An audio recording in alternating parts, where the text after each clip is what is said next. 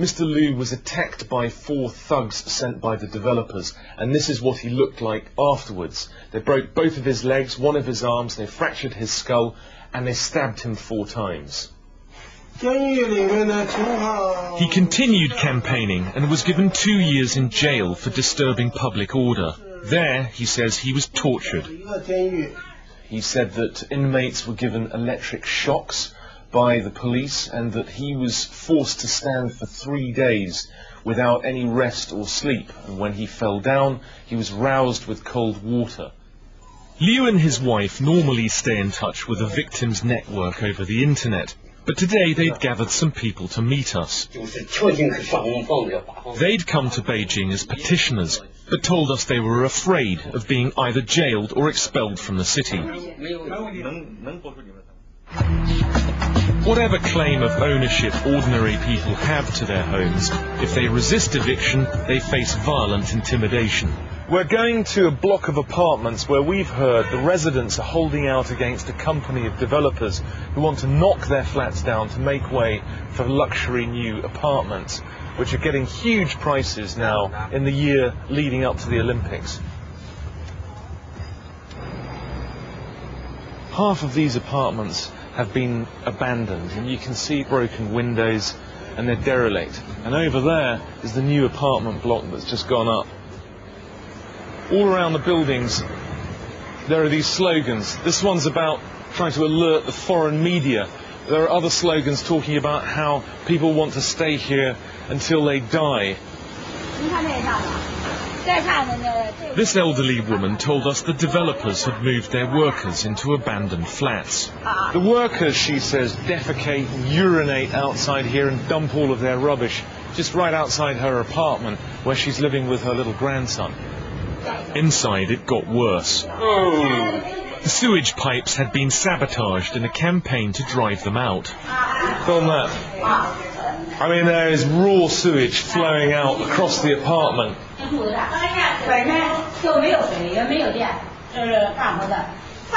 They built these barriers here to stop the flow of sewage, which, as you can see, must be quite deep, from getting into their apartments. Now the threats had turned to violence. Oh dear. We visited Zhu Xiguang and his scared family.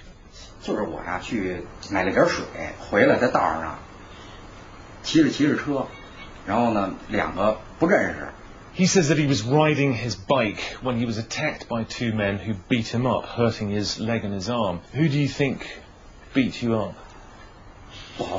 He said he thought his attackers were linked to the developers. He is one of the 3 leaders of the committee that have been fighting the evictions, and after he was beaten up, the other 2 leaders were given threatening phone calls, and the developers said, if you don't move out, the same thing will happen to you. Downstairs we found a 70-year-old man who'd received threatening phone calls. He was too scared to be identified, but his bloodied face and shirt told his story.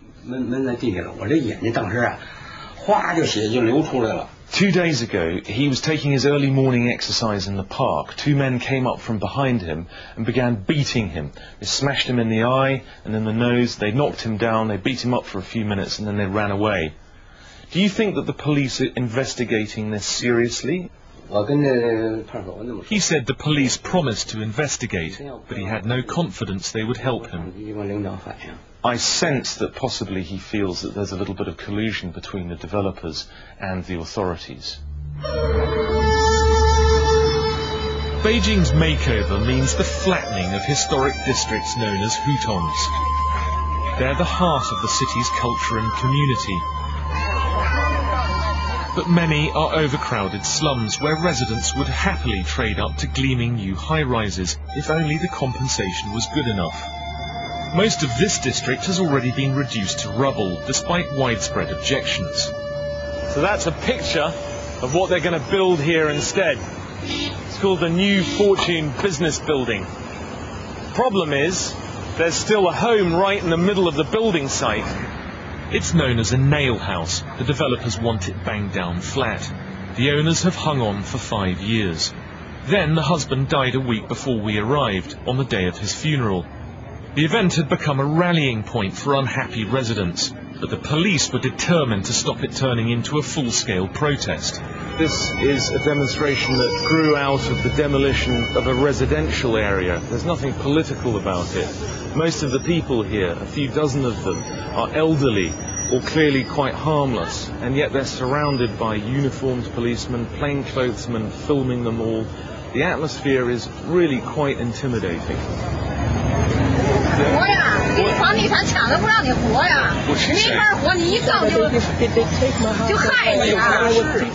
She said that she's not scared about being filmed by us, but she is terrified of being filmed by the police. Her house was knocked down and she says she was beaten up and made deaf. We tried to get in to visit the widow, Mrs. Lee. Half her house had already been demolished by thugs, in spite of a court order halting eviction. Okay, right, we don't seem to be allowed in there.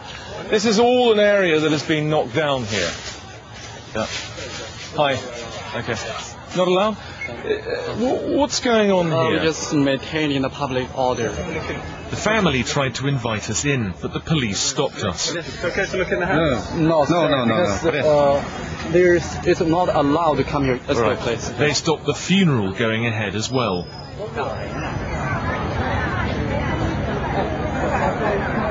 They just don't want any kind of coverage, and they don't want any kind of display of discontent by residents. Even a funeral gathering for somebody whose house is being knocked down seems to be a worry for the state.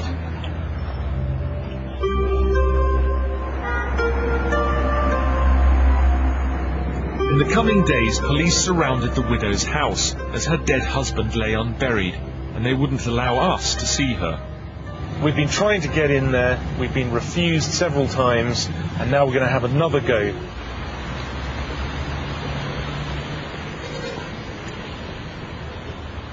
The police were a little slow off the mark. Hello, Nia, come on.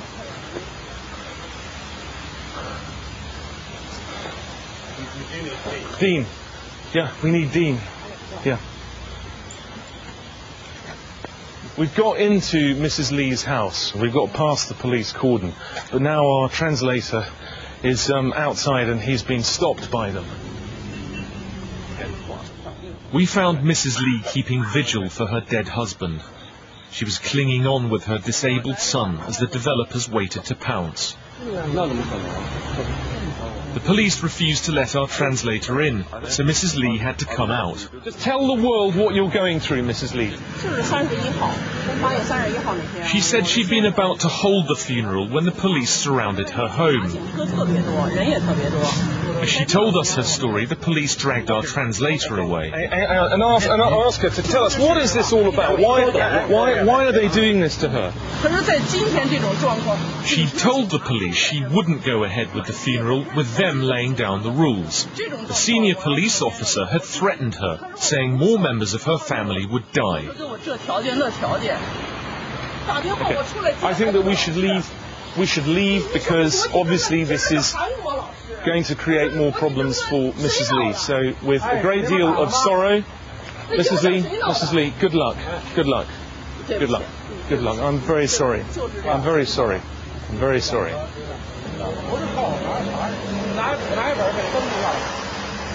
Presumably she can come and talk to us, can't she? It seemed not. There was nothing political about Mrs. Lee's campaign. All she wanted was to have the ownership of her home respected. She hadn't broken any laws, but the police still wanted her silenced.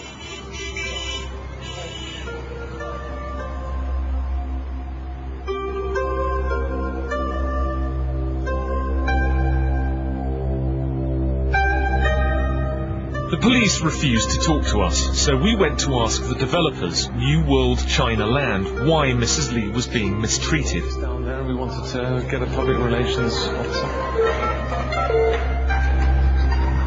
Just then, the head of evictions turned up. Yeah, we want to talk about the redevelopment around Zone 6. We've got various questions.